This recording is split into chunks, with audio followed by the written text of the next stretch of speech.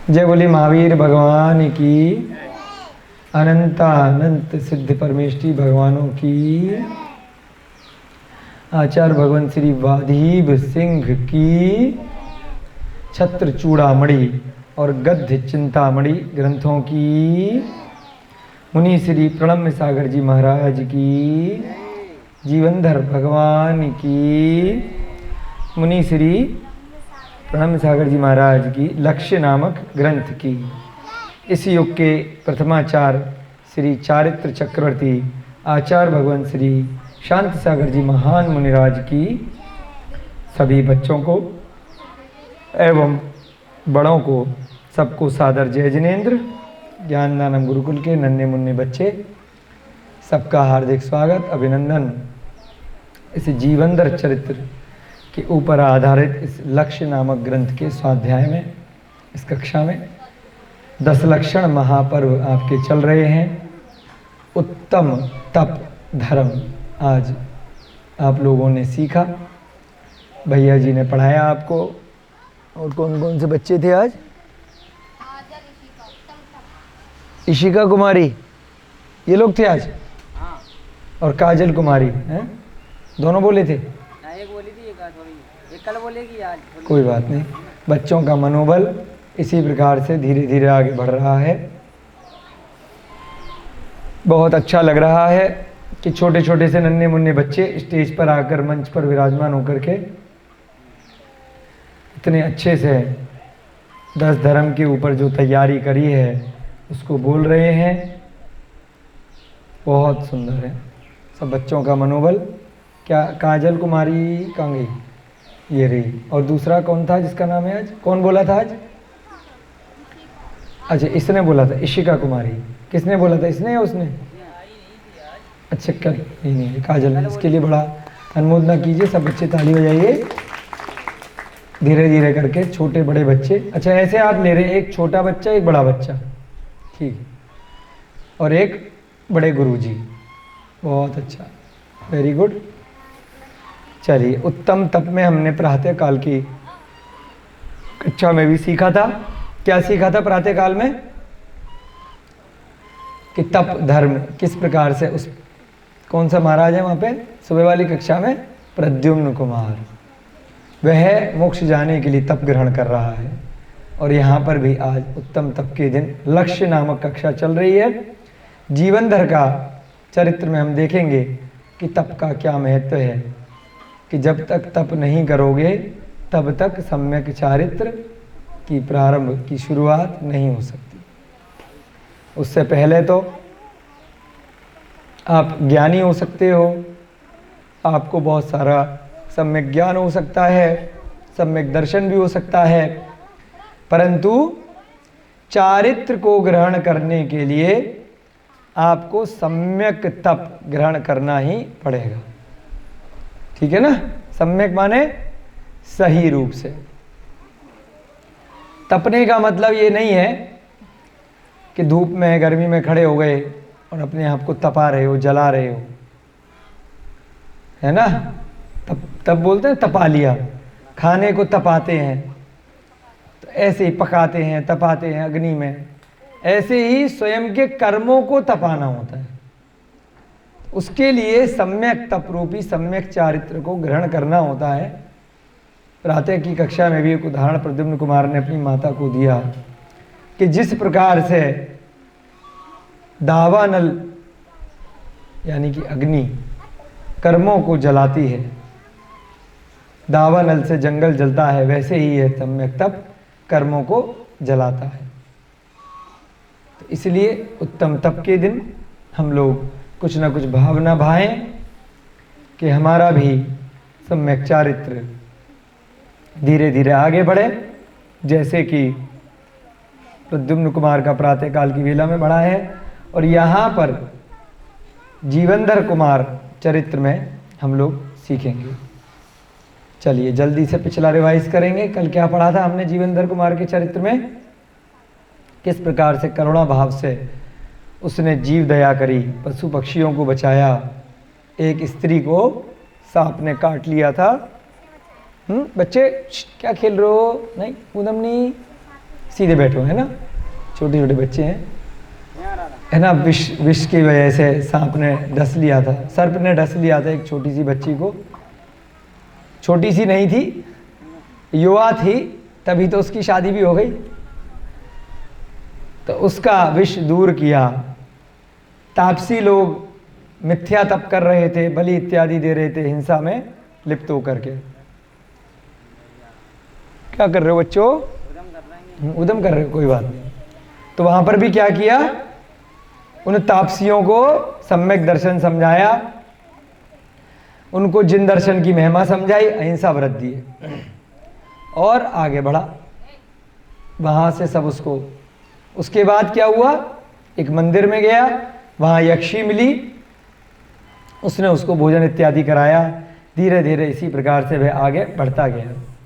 कल प्रश्नोत्तरी में हमने कुछ कुछ नई चीजें सीखी थी। एक तो अनेकांत क्या होता है, ये सीखा था। बताएगा कोई अनेकांत क्या होता है उदाहरण से? एक बात को अनेक प्रकार से कहें। कोई बच्चों में से बताएगा जो कल बैठा था? हाँ, क्या नाम है तुम्हारा? इशिका? नहीं, शिखा। एक ही बात को अलग, बार बार कहना नहीं, बार बार कहना नहीं, एक ही बात को दो विरोधी बातें एक साथ एक तत्व में, एक पदार्थ में एक समय पर होना। जैसे कि उदाहरण दिया था, बहुत आसान है कि भैया जी अभी जैसे नीचे बैठे हैं, यहाँ पर सुन रहे हैं, तो ये स्टूडेंट में आ गए, और जब ये थोड़ी देर पहले पढ़ा रहे थे तो ये गुरु में आ गए। जब आप लोग पढ़ाते हैं, हम नीचे बैठे हैं, तो हम आपसे सीख रहे हैं। तो एक ही समय पे एक व्यक्ति कभी गुरु है, कभी शिष्य है। आपकी माता जी बैठी हैं, कभी माता जी हैं, और यह अपने पति के सामने जब बैठी हैं तो उनकी पत्नी है। कभी पिता के सामने बैठी हैं तो उनकी पुत्री है, बेटी है। बिल्कुल सही। जैसे बंद कमरे हाथी का अनेक। उदाहरण आता है। अच्छा, हाथी का उदाहरण सही रहता है ना वो वाला। हाथी का कौन सा उदाहरण है? बंद कमरे से कोई पैर पकड़ता है, कोई पूंछ पकड़ता है ना, कान पकड़ता है। हाँ, कोई पूंछ पकड़ता है। हाथी के उदाहरण में अंधे लोग हैं, कोई पूंछ पकड़ता है, कोई हाथ पकड़ता है, सूंड पकड़ता है, कोई पैर पकड़ता है, उसको हाथी माने। सब अपनी अपनी जगह ठीक है जब तक पूरा ज्ञान नहीं है। परंतु यहाँ पर क्या कह रहे हैं कि संपूर्ण ज्ञान है, यहाँ पर अपूर्णता नहीं है। वह अलग अलग उद्देश्य से, सप्तभंगी के उद्देश्य से वह अलग अलग, एक ही पदार्थ अलग अलग विरोधी तत्व है, उसे कहते हैं अनेकांत। क्यों आया था इसका वर्णन? कल एक प्रश्न पूछा था कि क्या सब कुछ पहले से ही तय होता है जो घटित हो रहा है? जैसे कि यहाँ पर कुछ कुछ घटित हो रहा है, तो क्या पहले से पता है कि ये होना है, अगले दिन ये होगा, यहाँ आएंगे बैठेंगे? जहां तक के कर्म बांध रखे हैं वह चीज निश्चित हो गई है ना। उसके अलावा कुछ चीजें कथनचित हो सकती हैं और कथनचित नहीं हो सकती। यानी कि सब कुछ पहले से निश्चित है, किससे विवाह होना है, किससे नहीं होना है। कथनचित निश्चित भी है और कथनचित नहीं भी है। अगर सब कुछ निश्चित होगा तो लोग पुरुषार्थ करना बंद कर देंगे। भाई मेरे को पास होना होगा तो मैं होऊंगा, क्यों पढ़ाई करूंगा, ये बोलने लग जाएंगे ना। क्यों गुरुकुल में आऊं, मुझे राजा बनना होगा तो मैं बन जाऊंगा, नहीं बनना होगा तो नहीं बनूंगा। तो पुरुषार्थ करना लोग बंद कर देंगे, और जब पुरुषार्थ भी नहीं करेंगे तो वहां पहुंचेंगे ही नहीं। कोई भी कार्य पूरी सृष्टि में बंद हो जाएगा। तो इसलिए मोक्ष का पुरुषार्थ करना है तो अपने आप नहीं हो पाएगा। सब कुछ निश्चित है कि तीर्थंकर बनेंगे।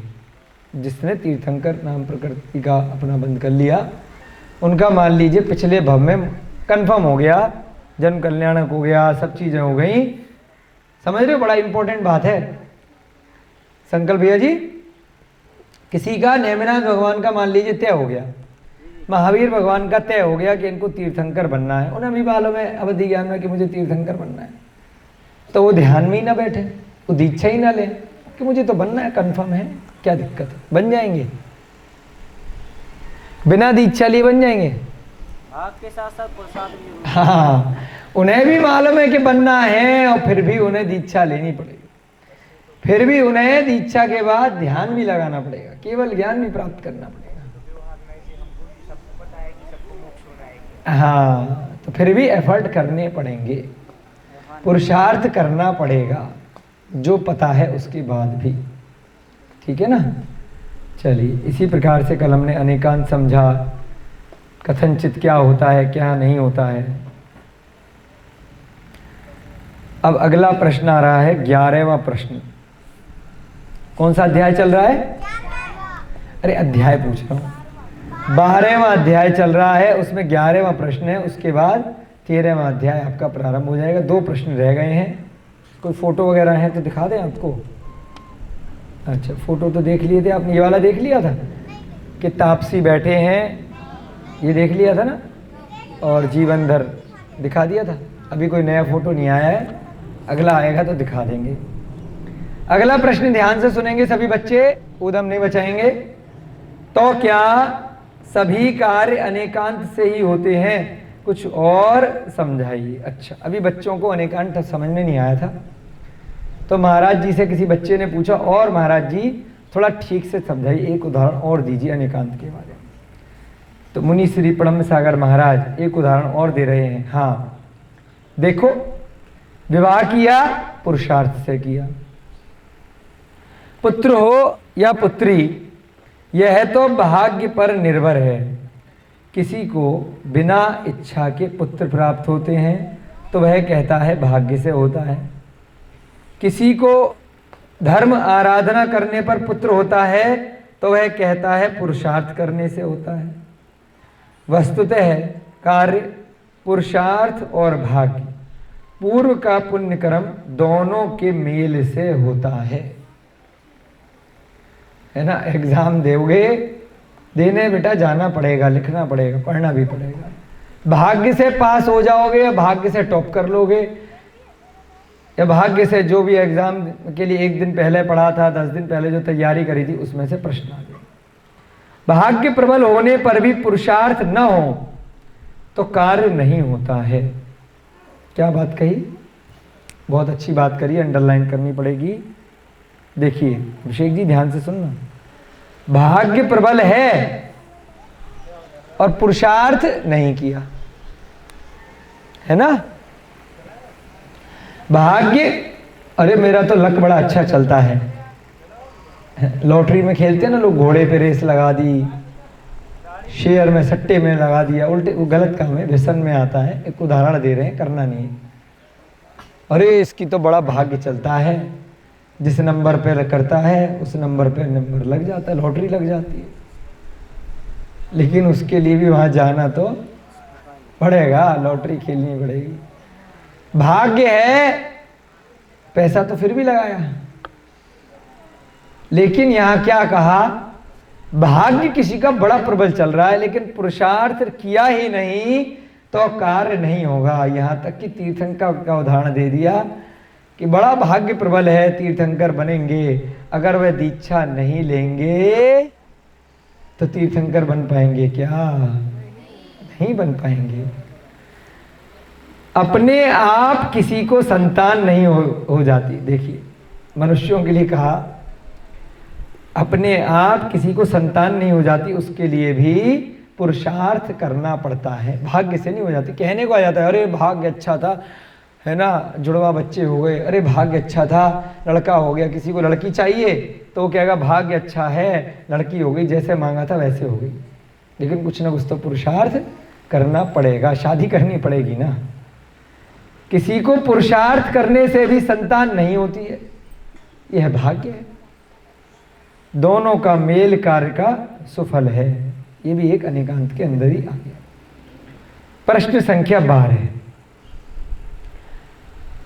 वर्तमान का विज्ञान भी क्या अनेकांत को मानता है? बच्चे बड़े ज्यादा पढ़े लिखे, अरे आजकल तो साइंटिस्ट हैं, इतनी चंद्रमा पे चले गए, ये हो गया वो हो गया, पता नहीं कौन कौन से सिद्धांत पढ़ा रहे हैं। वर्तमान का विज्ञान भी, एक बच्चे ने पूछा, 12th किया हुआ था, इंजीनियरिंग कर रहा था, कि महाराज जी हमने तो अनेकांत स्कूल में कहीं पढ़ा नहीं, अब पता नहीं कहाँ से पढ़ा रहे, जो इतना बड़ा ज्ञान है तुम्हारे स्कूल में क्यों नहीं पढ़ाते? हमारे साइंस में क्यों नहीं पढ़ाते? तो महाराज जी ने उत्तर दिया, बेटा वर्तमान का विज्ञान भी अनेकांतवाद के सिद्धांत को मानता है, अवश्य मानता है। आइंस्टीन का नाम बच्चों आपने सुना है, जो ज़्यादा स्कूलों में पढ़ते हैं। आइंस्टीन का एक सिद्धांत है जिसका नाम है सापेक्षता का सिद्धांत। हिंदी मीडियम वालों को सापेक्षता का सिद्धांत पढ़ाया जाता है 9th-10th में शायद।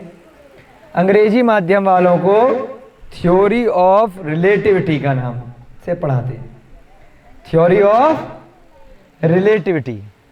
यह सिद्धांत अनेकांतवाद का ही पर्यायवाची है ना, वहां पर भी पढ़ा रहे हैं। इसी आधार पर वह कहते हैं सूर्य पृथ्वी की सापेक्ष गति आदि का गणित चल रहा है। वह इस आइंस्टीन को क्या कह रहे हैं?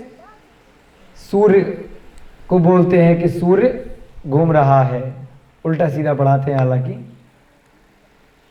सूर्य हमारे हिसाब से क्या है, जैन धर्म के हिसाब से और वास्तविकता के हिसाब से घूम रहा है, ज्योतिष विमान है।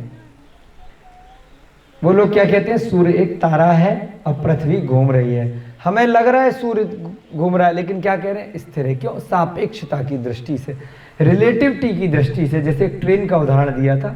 ट्रेन में कौन कौन बच्चे बैठे? हाथ खड़ा करो जो लोग ट्रेन में बैठे। ट्रेन में जाते समय जब खिड़की से किस किस बच्चे ने देखा है? कभी ऐसे लगता है कि पेड़ भाग रहे हैं पीछे की तरफ? लगता है। भाग क्या रहा है? ट्रेन भाग रही है, पेड़ भाग रहे हैं? ट्रेन भाग रही है। उस सिद्धांत को यूज करके वर्तमान के वैज्ञानिक कहते हैं हमें लग रहा है सूर्य भाग रहा है। क्या कहते हैं? लग रहा है ना। परंतु वैज्ञानिक लोग क्या कहते हैं? नहीं नहीं, जैसे पेड़ स्थिर है ना, ऐसे ही सूर्य स्थिर है, हम भाग रहे हैं। यानी कि जैसे ट्रेन भाग रही थी वैसे ही पृथ्वी पे हम बैठे हैं, हम भाग रहे हैं। इसलिए हमें लग रहा है कि सूर्य भाग रहा है। सुबह यहां पे था, शाम को यहां पर आ गया है। नहीं नहीं, सूर्य नहीं भाग रहा बच्चों, हम भाग रहे। कौन कहता है? विज्ञान कहता है। जैन धर्म बिल्कुल सिंपल है, सीधा है, उसमें कोई जटिलता नहीं है। जैन धर्म कहता है बेटा ऐसा नहीं है, पृथ्वी वही है, हम भी वही हैं, कोई नहीं भाग रहा है, सूर्य जैसा दिख रहा है वही भाग रहा है। दोनों बातें सिद्धांत की दृष्टि से उन्होंने प्रूव करने की कोशिश करी है, उस ट्रेन का और पेड़ का उदाहरण दे करके। ठीक है ना। परंतु उसमें उदाहरण में पूरा नहीं हो पाता, क्योंकि जब हम भागते भागते ट्रेन में आगरा से चले दिल्ली पहुंच गए तो वही पेड़ हमें गोल गोल क्यों दिखाई दे रहा है? अगर सूर्य को पेड़ मांग लें तो वही पेड़ था, वही मानी सूर्य था, सुबह यहां था, शाम को वहां आ गया। जबकि पेड़ तो निकल गए, अब तो कहीं और पहुंच गए दिल्ली में हम, तो हमें कहीं और पहुंच जाना चाहिए था, है ना। इस प्रकार से चंद्रमा की भी स्थिति है। थोड़ा सा कंफ्यूज किया गया है वैज्ञानिकों ने उस सापेक्षता का सिद्धांत को प्रयोग करके, कि अगर हम कहीं जा रहे हैं तो हमारे पीछे जो चीज रह गई वो पीछे छूट जाएगी, भागती हुई नजर आएगी। तो इसलिए उल्टा आपको पढ़ाया गया है कि जैसे कि एक व्यक्ति को उल्टा लटका दिया जाए पैर के माध्यम से, पैर ऊपर सर नीचे है, तो वो कहेगा आसमान नीचे है, पृथ्वी ऊपर है। उल्टा दिखेगा उसको, उल्टा सिर हो गया उस बेचारे का, पूरे जीवन भर वो उल्टा ही उसको लटका के रखा जाए। तो ऐसी ही उल्टी बुद्धि हम लोगों की वर्तमान में, ज्यादा पुरानी बुद्धि नहीं है, पंचम काल के प्रभाव से मात्र 40-50-100 वर्ष साल पुरानी बुद्धि ऐसी करी गई है, इससे पुरानी नहीं है। 100 से थोड़ा अधिक और होगा। उससे पहले पूरे विश्व में जितने भी दर्शन हैं, चाहे वैदिक दर्शन ही क्यों ना हो, जो वेदों में बताई गई चीजें, चाहे सनातन धर्म ही क्यों ना हो, चाहे गीता ही क्यों ना हो, उपनिषद ही क्यों ना हो, चाहे ग्रीस का जो विज्ञान है वही क्यों ना हो, सबसे उसको पुराना माना जाता है, जर्मनी का, ग्रीस का, चीन का। इसके साथ ही विश्व में सबसे ज़्यादा जनसंख्या इस समय क्रिश्चियंस की है, बाइबल ही क्यों ना हो। और उसके बाद दूसरे नंबर पे जो जनसंख्या है मुस्लिम धर्म, मुगल धर्म की है, उनकी भी कुरान ही क्यों ना हो। उन सब में जो विश्व का स्वरूप आया है, उन सभी ग्रंथों में पृथ्वी सीधी आई है, पृथ्वी घूमती हुई नहीं दर्शाई है। स्वर्ग, नरक, कहीं जन्नत, कहीं जहन्नुम, सब ग्रंथों में अनेक अनेक रूप में अनेक अनेक विद्वानों ने बताया। उन्होंने कहीं पर भी पृथ्वी को घूमता हुआ, अपनी धुरी पर चंद्रमा पृथ्वी की परिक्रमा करता हुआ, सूर्य को तारे के रूप में किसी ने भी नहीं बताया। 100-150 वर्ष पहले तक भी किसी भी मत में, किसी भी ग्रंथ में, किसी भी धर्म में। परंतु वर्तमान में उन लोगों के यहाँ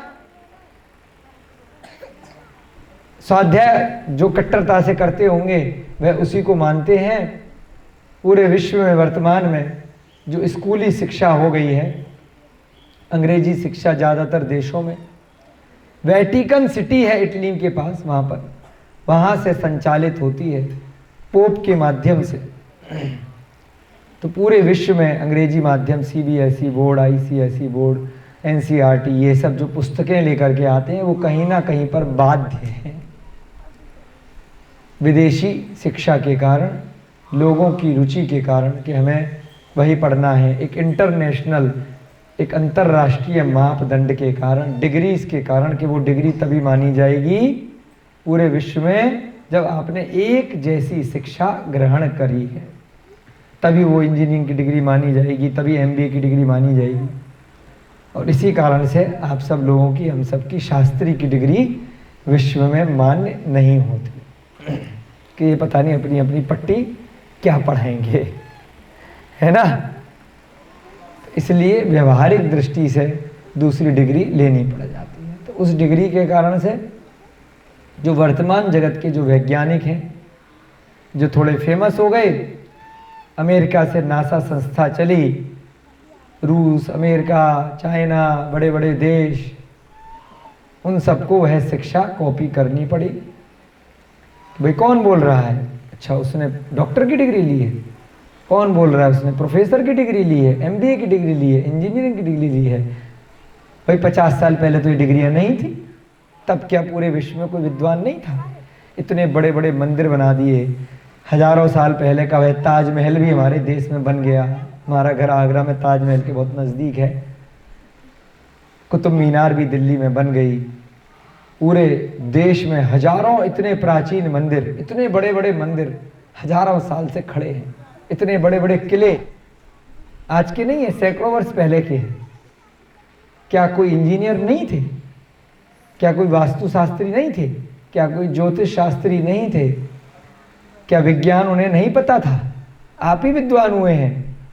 तो इसलिए ये थोड़ा सा सापेक्षता का सिद्धांत उल्टा पढ़ाया गया है कि सूर्य और पृथ्वी की दूरी कितनी है, कैसे चंद्रमा पृथ्वी की परिक्रमा कर रहा है, चंद्रमा और पृथ्वी दोनों मिल करके सूर्य की परिक्रमा कर रहे हैं। सूर्य एक आग का गोला है, सूर्य के ऊपर हाइड्रोजन गैस है, वो ख़त्म हो जाएगी, सब मर जाएंगे बम ब्लास्ट से, है ना। सारे मर जाएंगे। जब सब मर जाएंगे तो फिर काहे को इतनी मेहनत करनी? आज नहीं तो कल मरने वाले हैं जब सूर्य नहीं रहेगा, है ना। पुरुषार्थ करना बंद कर दें। तो इसलिए हम लोगों को उस स्तर तक ही उनकी बातें माननी है जहाँ पर विरोधाभास दो वस्तुओं में नहीं है। जहाँ पर एक ही बात को जैन दर्शन कह रहा है कि पृथ्वी सीधी है, वो कह रहे गोल है, घूम रही है, तो हमें किसको मानना है? भगवान महावीर की वाणी को मानना है। वही परम सत्य है और उसको हमें बहुत अच्छे से प्रूव करके समझना है। चलिए, समझ गए सापेक्षता का सिद्धांत? थोड़ा सा उसका मिसयूज़ किया गया है, हमें नहीं करना है। आप लोग बच्चे बड़े हो रहे हैं, धीरे धीरे अन्य स्कूलों में भी जाते हैं, कॉलेज में भी जाएंगे, ज़रूरी नहीं है परमानेंट यहीं गुरुकुल में रहेंगे। तो इसलिए आप लोगों को बताना ज़रूरी है। कल को आप बीटेक करें, एमटेक करें, इंजीनियरिंग करें, है ना, और 50-100 प्रकार के नए नए कोर्सेज आ गए हैं, तो उनमें आप प्रभावित होएं तो आप ज़रूर कोशिश कीजिएगा सीखने की, समझने की कि सत्य क्या है, असत्य क्या है। लेकिन जब प्रश्न आए तो फिर वही उत्तर लिखना है जो पढ़ाया गया, क्यों लिखना है? फिर गलत नहीं हो जाएगा अगर लिखने की है क्यों लिखना है? बोल की जगह चपटी लिख देंगे तो फिर दिक्कत हो जाएगी। क्यों लिखना है? वो आते हैं ना ऑब्जेक्टिव, प्रश्न आएगा ही नहीं। आते हैं गूगल जब आएगा तब देखेंगे, जब आएगा तब की तब देखना व्यवहारिक दृष्टि से, यहाँ नहीं आएगा। नहीं, यहाँ नहीं आएगा, बच्चों की दृष्टि से। बच्चों की दृष्टि से आएगा तब की तब देखेंगे, तो धीरे धीरे प्रयास करेंगे ये बच्चे उसको ठीक करने का। जब बच्चे बड़े हो जाएंगे तो इन बच्चों से हमें उम्मीद है कि जो कोर्स में गलत भ्रांतियां पढ़ाई जा रही हैं, जब इनके पास पावर हो, समय हो, तो वहाँ उस कोर्स में उसको ठीक करवाएं, है ना, कि गलत पढ़ाया जा रहा है, प्रूव करें। बहुत लोगों ने प्रूव किया है ना, बड़े बड़े जो साइंटिस्ट हैं और दूसरे भी साइंटिस्ट हैं जिन्होंने प्रूव किया है। आपस में दोनों झगड़ रहे हैं, एक कह रहा पृथ्वी सीधी है, एक कह रहा पृथ्वी गोल है, एक कह रहा घूम रही है, एक कह रहा नहीं घूम रही है। तो साइंटिस्ट में भी बहुत सारे मतभेद हैं, तो वहाँ पर दो प्रकार से व्यू दे सकते हैं। इस साइंटिस्ट की अपेक्षा से पृथ्वी ऐसी है, इस साइंटिस्ट की अपेक्षा से पृथ्वी ऐसी है। नहीं बेटा, पृथ्वी गोल नहीं है, वो गलत पढ़ाया गया है आपको, है ना। हाँ, पूरा सारा समझाएंगे, आप रेगुलर कक्षा में आइए, है ना। जब विषय आएगा तो प्रतिदिन आइए, अच्छे से भैया जी पढ़ाएंगे आपको। जब उसका विषय आएगा, है ना, पृथ्वी के बारे में पूरा 3 लोग धीरे धीरे आपको अच्छे से समझाएंगे, है ना। भैया जी इनको समझाना कक्षा में अच्छे से, ठीक। हाँ, तत्व और सूत्र की भी कक्षाएं लो, इनकी अच्छे से पढ़ाओ, है, ठीक है ना। पृथ्वी गोल नहीं है, सीधी है जहाँ पे हम रहते हैं। हाँ, 3 लोग का नक्शा भैया पढ़ाएंगे आपको, पूरा बहुत डिटेल में पढ़ाएंगे, विषय लेंगे उसको अलग से सब बच्चों के लिए। हम उम्मीद करते हैं कि भैया लोग पढ़ाएं, है ना। जब इतने अच्छे भैया लोग हैं यहाँ पर, तो हमें उम्मीद है कि अच्छे से पढ़ाएंगे। कोई दिक्कत है भैया जी तो हमसे आप आके समझ सकते हैं, है ना। हमारी पुस्तक भी है और उसके अलावा हमारी वीडियोस वगैरह भी हमने पहले भी आप लोगों को बोला था, वहाँ से देख करके अच्छे से समझिए। कोई शंका हो तो आकर के हमसे पूछना, क्योंकि लंबा विषय है, 5 मिनट में नहीं समझा सकते यहाँ पर, ठीक है ना। 13वां अध्याय यहाँ पर प्रारंभ हो रहा है जीवनधर भगवान का। कुछ दिन क्षेम श्री के साथ रहकर बिना बताए हुए जीवनधर किसी सुंदर वन भूमि में जा पहुंचे। अरे अब क्या हुआ? क्षेम श्री कौन थी, याद आया? क्षेम श्री कौन थी? जिससे अभी अभी नई नई शादी हुई थी। ये कौन थी?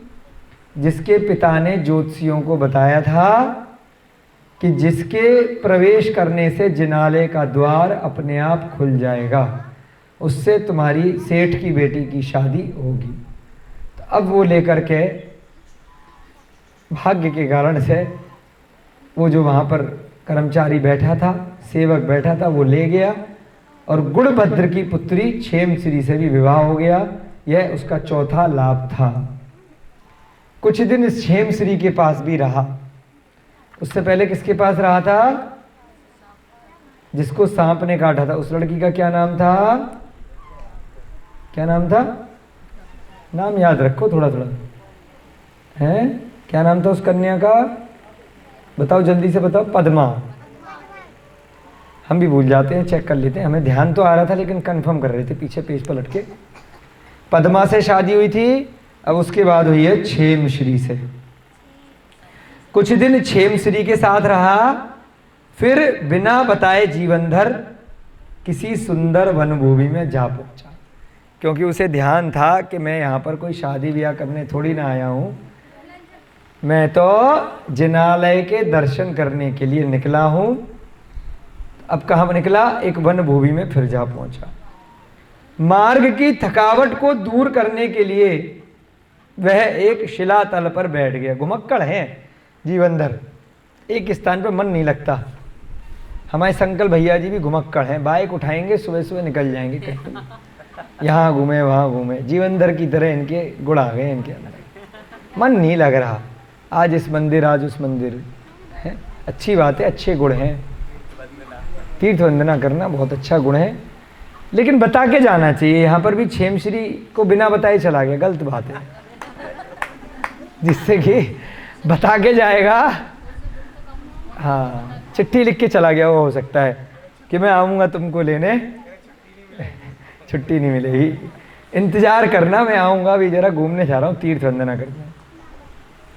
मार्ग की थकावट दूर करने के लिए वह एक शिलातल पर बैठ गया। हाँ वो एप्लीकेशन दे जाते हैं ना कि मैं ऐसे ऐसे जा रहा हूँ 10 दिन की छुट्टी पर, है ना, लीविंग एप्लीकेशन, वो दे के गया होगा अपनी बीवी को, ऐसे थोड़ी है, यहाँ लिखा नहीं है लेकिन कुछ ना कुछ लिख के गया होगा चिट्ठी पत्री। मार्ग की थकावट को दूर करने के लिए वह एक शिलातल पर बैठ गया। अरे थक गए बहुत, बड़ा अच्छा जंगल है, चलो थोड़ी देर बैठ जाते, सुस्ता लेते। उसी समय कुछ विशिष्ट सुगंधी से आकृष्ट होकर उन्होंने पीछे देखा तो एक युवती उन्हें दिखाई दी। बड़ी लॉटरी लग रही है भाई साहब इसकी तो, हैं क्या देखा, सुगंध आई, आता है ना कोई लड़की बड़ी अच्छा सा आजकल क्या लगाती है, परफ्यूम, बच्चों को सब पता है, इत्र लगा रखे होंगे या उसकी सुगंध होगी।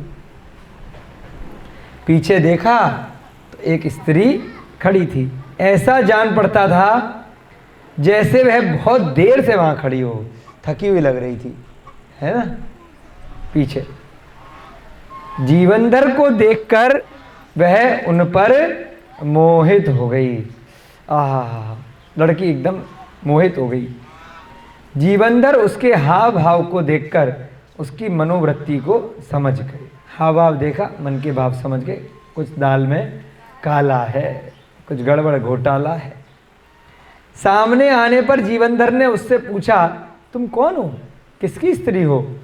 पर स्त्री से विमुख रहने वाले मुझ जैसे जितेंद्रिय पुरुष से सोच समझकर अपना अभिप्राय कहना।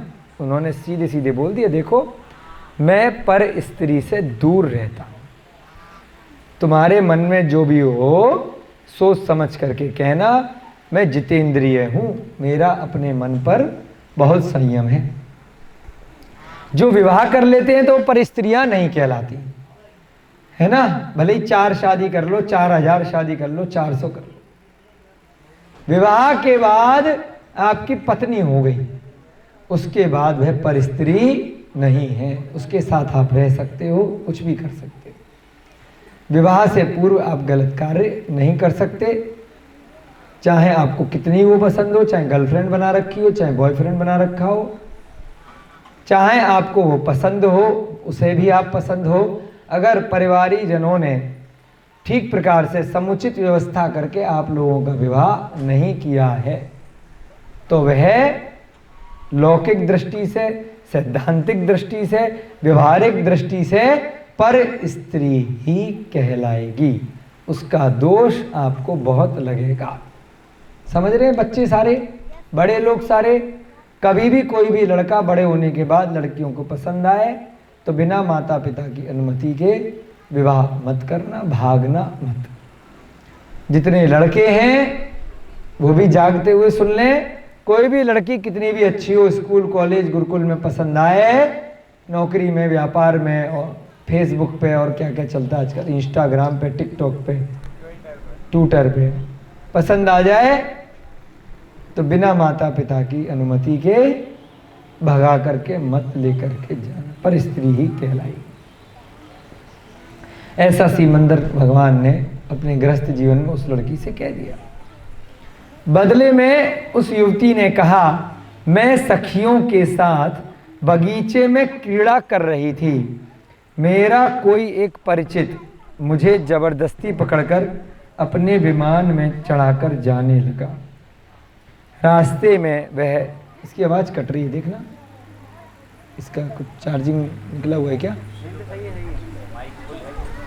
नहीं, इसका चार्जिंग लगाओ, बार बार आवाज़ कट रही है बेटा।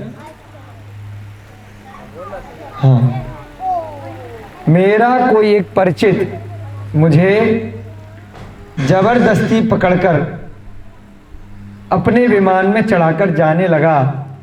रास्ते में वह अपनी स्त्री के क्रोध से भयभीत हो गया। उसने मुझे इस वन में गिरा दिया। मैं पापिनी यहाँ घूम रही थी कि सौभाग्य से आपको देख सकी। मैं आपके चरणों की सेवा से अपने आप को कृतार्थ करना चाहती हूँ। क्या कहा उस लड़की ने? अब सत्य है कि गलत है वो तो बाद में पता चलेगा। देखिए भाई साहब, ऐसी बात है, मैं जंगल में कैसे आई, मेरा एक जानकार था, उसके पास एक विमान है, हो सकता है विद्याधर होगा या कोई विद्याएं होंगी या कोई अन्य विमान होगा। उसमें ज़बरदस्ती मेरी मर्जी के खिलाफ लेकर के वो मुझे बिठा करके ले जा रहा था, चढ़ा लिया था। परंतु रास्ते में उसकी पत्नी ने उस पर बहुत क्रोध किया कि तुम ज़बरदस्ती इसको लेकर के क्यों आ रहे हो।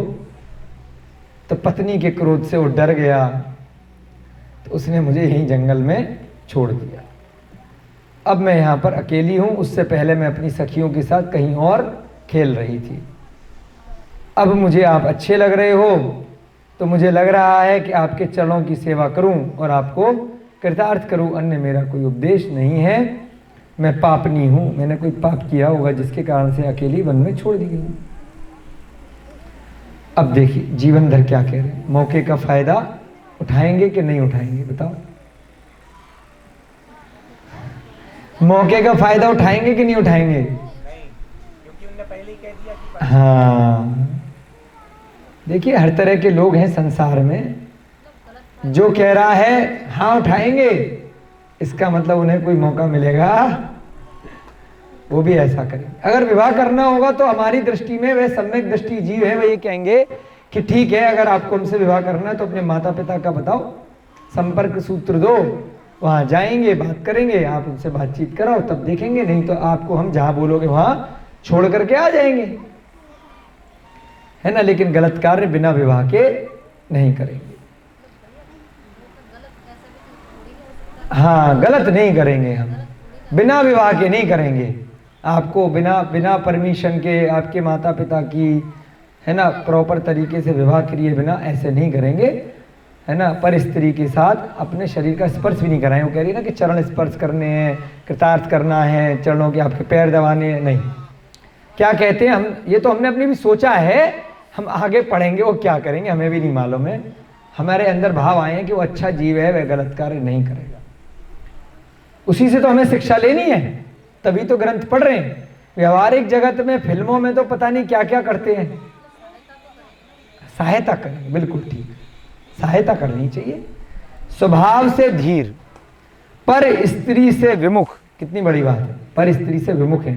जीवनधर ने कहा, आए हाय क्या कह दिया, वाह वाह वाह वाह वाह। सुनिए ध्यान से, जीवनधर ने क्या कहा, हे मां, क्या बोल दिया, हे मां, इस दुर्गंधित हाड़ मांस से भरे शरीर को पाकर इसमें अत्यधिक राग करना दुर्गति का कारण है।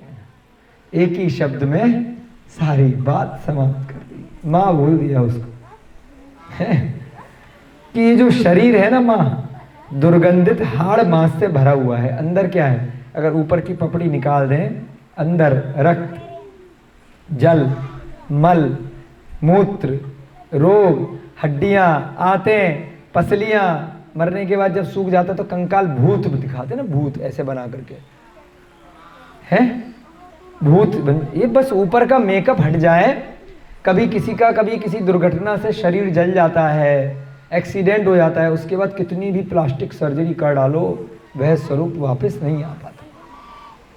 कितना घमंड होता है उस शरीर पे। पहले कोई एक्सीडेंट हो गया, दुर्घटना हो गई, एसिड गिर गया, किसी ने किसी कारण से डाल दिया, कैसा शरीर हो जाता है, स्वयं भी दर्पण में नहीं देख पाते। अंदर से शरीर वही है सारा की सारा, खाली ऊपर की पपड़ी ही तो, मेकअप ही तो चेंज हुआ है। अंदर से स्वभाव वही है, आत्मा वही है ना। कार्बन शरीर वही है, तेजस शरीर वही है। औदारिक शरीर में भी कई लेयर हैं, ऊपर की स्किन जरा सी जली है, खराब हुई है, एक्सीडेंट में अपाहिज हुए हैं, उसके बाद भी कितना बुरा लगने लगता है। तो जब ऊपर की चमड़ी चली जाती है तो अंदर क्या है?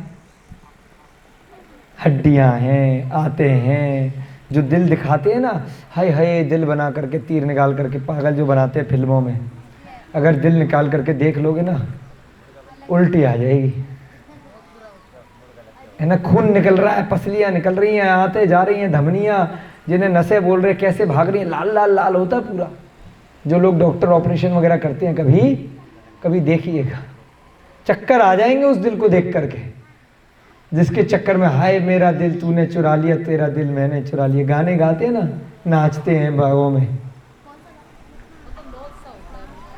हाँ, मांस होता है शरीर के अंदर, दिल है, हृदय है, धमनियां हैं, मांसपेशियां हैं, वह सब हाड़ मांस का पुतला है, जिसके चक्कर में पगले पगले फिरते हैं पूरी जिंदगी। अंदर क्या है? मल मूत्र शौच, है ना, सब गंद रक्त।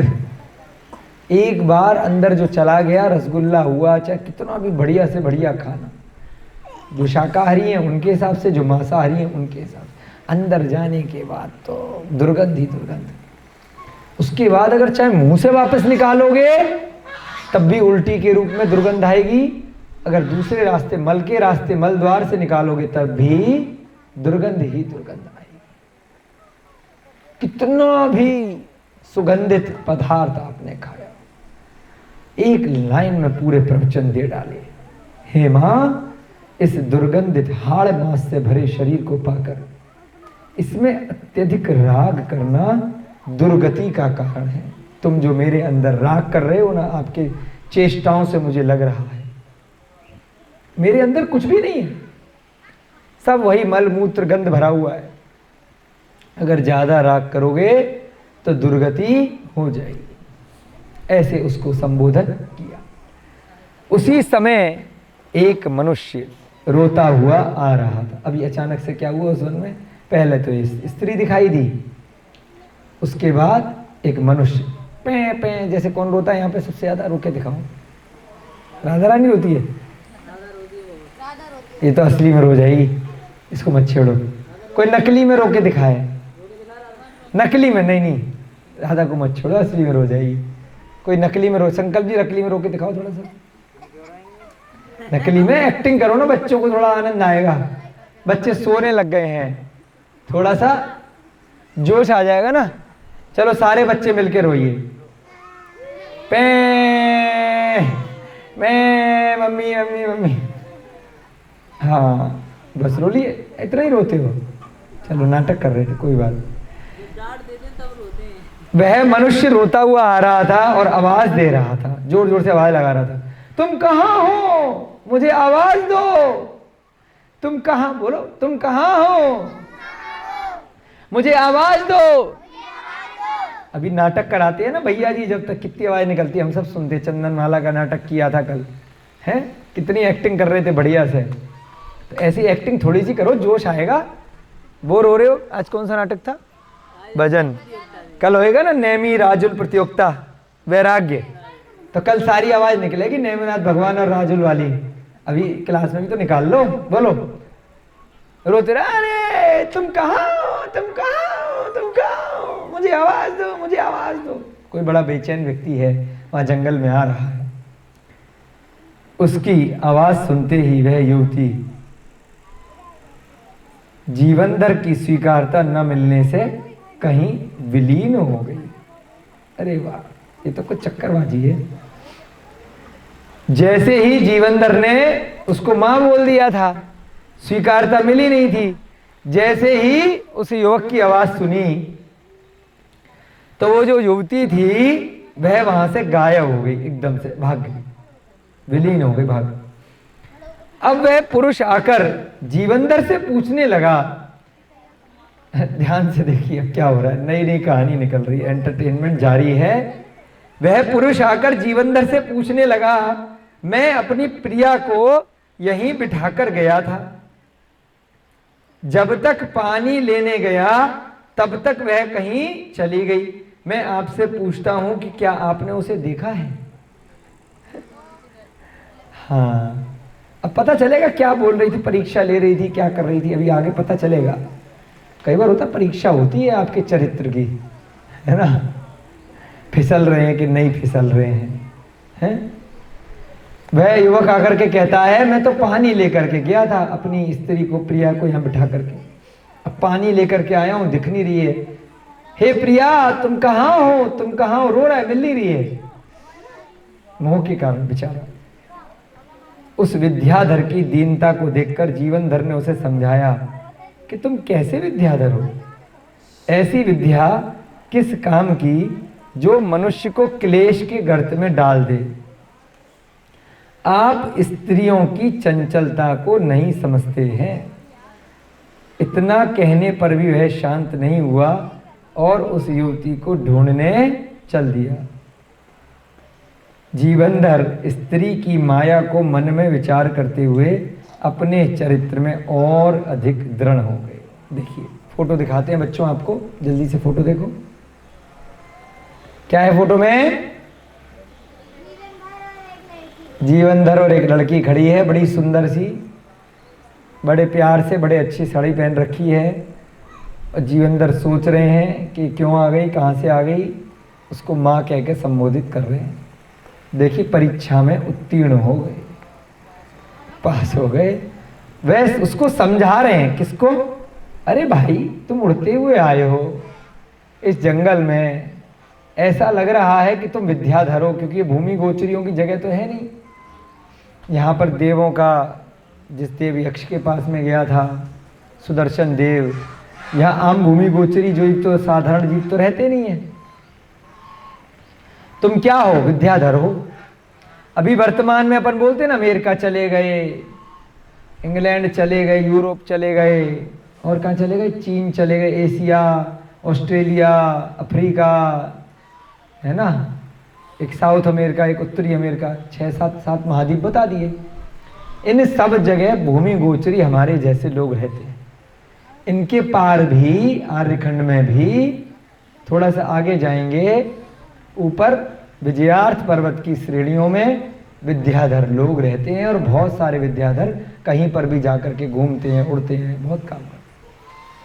तो इनके पार भी मनुष्य हैं जो हवा में उड़ते हैं, देव नहीं है। बोलते हैं ना कि वो विमान देखा हमने, कौन सा, उल्का पिंड नहीं, एलियन कहते हैं, उनका गोल गोल विमान हमने देखा, है ना, उससे कुछ बोलते हैं, वो रोबोट नहीं, वो विमान आया से, हाँ ऐसी कुछ बोलते हैं, कुछ बोलते तो हैं ऐसी से, एलियन का विमान है ना, उसको कुछ और बोलते हैं, उड़न तस्त्री इन्होंने हिंदी में बोला, अंग्रेजी में भी उसे कुछ बोलते हैं। उड़न तस्त्री देखी, ये देखी, वो देखी, वो सब शायद विद्याधरों के विमान होते होंगे, है ना, या फिर वह देवों के भी हो सकते हैं, देवों के पास भी विमान होते हैं और विद्याधरों के पास भी होते हैं, है ना। अंग्रेजी में ध्यान नहीं आ रहा है, ध्यान करके बताएंगे उड़नत स्त्री को, ठीक है। तो अब इसको देख करके उसने समझ लिया जीवनधर ने कि बेटा तुम अपने आप को विद्याधर कहते हो, तुम्हारे पे इतनी विद्याएं उड़ के आ रहे, और तुम अपनी पत्नी को जानते नहीं ठीक से, हैं? समझ रहे हो कि स्त्री की चंचलता किस प्रकार से होती है, वह किस प्रकार से मायाचारी कर लेती है। इधर तुम पानी लेने गए हो, इधर मुझ पर लाइन मार रही है, और जैसे ही तुम्हारी आवाज सुनी तो देखो गायब हो गई। देखो भाई साहब, तुम्हें समझा रहे हैं कि जो है स्त्री बहुत चंचल होती है, समझ जाओ, सुधर जाओ। इतना समझाने पर भी वह विद्याधर शांत नहीं हुआ, मुंह ही है, अरे तुम बेकार की बात कर रहे हो यार, चलो हटो। शांत नहीं हुआ और अपनी स्त्री को ढूंढने के लिए चल दिया। जीवनधर स्त्री की माया को मन में विचार करते हुए अपने चरित्र में और अधिक दृढ़ हो गए। भाई साहब, पर स्त्री का कोई भरोसा नहीं है, कल को जो है मेरी पिटाई लगवा देती। अगर मान लीजिए मेरे को वो छू लेती, उसके बाद उसका पति आ जाता, पति के सामने तुरंत पलट जाती कि ये देखिए जबरदस्ती मेरे साथ गलत कार्य करने के लिए इसने मुझे छुआ है, इसका पति मुझे मारता। ऐसे स्त्रियां करती हैं बहुत बार। फिल्मों में भी आता है, साधारण जगत में भी होता है। स्त्रियां अपनी माया के कारण से पति को किसी और से लड़वा देती हैं। एक बॉयफ्रेंड को दूसरे बॉयफ्रेंड से लड़वा देती है। तो इसलिए मायाचारी रहती है, पुरुषों में भी रहती है, कई बार स्त्रियों में भी रहती है। तो इसलिए संसार में मनुष्य पर्याय में ये सब धोखाधड़ी चलते रहते हैं, छल कपट। इसीलिए 10 धर्मों में सिखाया जा रहा है, जो अपने कर्म जैसे करेगा वैसे उसके बंद करेगा और वैसे उसको उसका फल भुगतना पड़ेगा। वहां से वह निकल गया। तदनंतर चलते हुए जीवनधर कुमार ने हेमाभपुरी में प्रवेश किया। कहां प्रवेश किया? बोलो, हेमाभ। वहां से निकल गया, अपने मन में और दृढ़ हो गया कि भैया अब तो कभी भी कोई स्त्री लाइन मारेगी तो चक्कर में नहीं पड़ूंगा, दूर रहूंगा। निकल गया वहां से, हेमाभपुरी जाकर के पहुंचा। वहीं एक सुंदर बगीचे में देखा कि एक युवक बाण से बार बार आम के फल को तोड़ने का प्रयास कर रहा है, किंतु असफल रह। हेमाभपुरी में क्या देखा? एक बच्चा है, एक युवक है, एक बगीचे में तीर कमान से आम तोड़ने का प्रयास कर रहा है। जैसे यहाँ पे बच्चों को हम देखते हैं पत्थर ले लेके अमरूद तोड़ते हैं, कोई आम तोड़ता है, किसी का सर फूट जाता है, आम नहीं टूटते। कई बच्चे चढ़ जाते हैं, सहतूत निकालते हैं, है ना, निकालते हैं ना। कौन कौन बच्चा अमरूद तोड़ तोड़ करके लेके आता है? हाँ, देखो कितने सारे हाथ उठ गए। ये आम तोड़ करके लेके आता है, हमें तो कभी लाया नहीं। अगली बार लेकर के जब मौसम आएगा, ठीक है।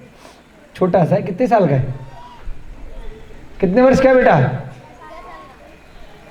6 साल का हो गया। अरे वाह, आम तोड़ करके लेके आता है। कैसे? पत्थर से तोड़ता है, चढ़ के तोड़ता है? पत्थर से। हर बार चल लगा भी था पत्थर, देखो निशान लगा है पत्थर से। अब हर बार निशाना सही लगता है? हर और पहली बार में? तो ऐसे ये युवक है, बाण से, बाण माने तीर कमान, बार बार आम के फल को तोड़ने का प्रयास कर रहा है, आपकी तरह ही है, परंतु असफल हो रहा है, आम नहीं गिर रहा है। अभी जैसे निशाने किया, वहां से एक कागज का गोला बना करके किसी को मारा, लग किसी और को गया। है ना बेटा, हम सब देख रहे हैं। कौन है शैतान बच्चा? इधर देखो बेटा, अब छुप रहे पीछे, है ना। मारना नहीं है, गोला बना बना के, कागज का बॉल बना के। बदमाश बच्चे हैं, छोटे छोटे से, है ना। तो ऐसे ही तीर मारा कहीं पर, लग कहीं गया। युवक को देखने के बाद उसकी खिन्नता को दूर करने के लिए उस युवा से धनुष अपने हाथ में ले लिया। जीवनधर ने कहा, अच्छा बेटा मुझे दो धनुष, आम खाने, इधर लाओ। उन्होंने उस धनुष को फिर से खींचकर डोरी से सहित किया और अल्प प्रयास से एक बाण चलाया। वहां खड़े खड़े ही दूसरे हाथ से फल के साथ आए उस बाण को पकड़ लिया। अरे गजब, धनुर्धर था। कौन? जीवनधर। कैसे बाण चलाया? खचाक। बाण फल को लेता हुआ उधर गया और ऐसे बाण चलाया कि दोबारा से लपक करके बाण को पकड़ लिया। बाण में फल भी लगा हुआ। ऐसा नहीं है कि बाण अलग गिरा, फल अलग गिरा, ऐसा धनुर्धर है। बाण को पकड़ लिया और बाण में फल भी है। दूसरे हाथ से फल के साथ आए उस बाण को, मतलब एक हाथ में तो धनुष ऐसे छोड़ा और दूसरे हाथ से पकड़ लिया। धनुष चलाने की इस निपुणता को देखकर उस युवा ने आदर से याचना की। क्या किया? याचना करी। इतना धनुर्धर, कमाल हो गया। इतना अच्छे से आपने कैसे चलाया? क्या बोला वो बच्चा जीवनधर से? हे मित्र, यहाँ दृढ़ मित्र नाम के एक क्षत्रिय शिरोमणि रहते हैं। उनके सुमित्र आदि अनेक पुत्रों में से मैं ज्येष्ठ पुत्र हूँ। पिताजी बहुत समय से धनुर्विद्या में निपुण विद्वान को खोज रहे हैं। क्या कहा? देखो, मेरे पिताजी यहाँ पर एक सेठ हैं, उनका नाम क्या है? दृढ़मित्र।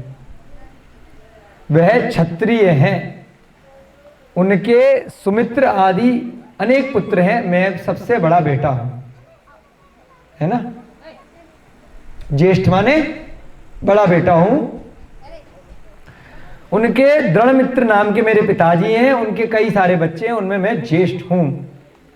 मेरे पिताजी बहुत समय से धनुर्विद्या में निपुण एक विद्वान को खोज रहे हैं, बहुत दिनों से ढूंढ रहे हैं, मोमबत्ती लेकर के, दीपक लेकर के, जंगल जंगल की कोई अच्छा सा धनुर्विद्या वाला विद्वान मिल जाए जो मेरे बच्चों को धनुर्विद्या सिखाए। इसलिए एक काम कीजिए, आपको उनके समीप चलना चाहिए। और टाइम पास तो कर ही रहे थे। उनने कहा तथास्तु, चलो। जीवनधर राजभवन की ओर चल दिए।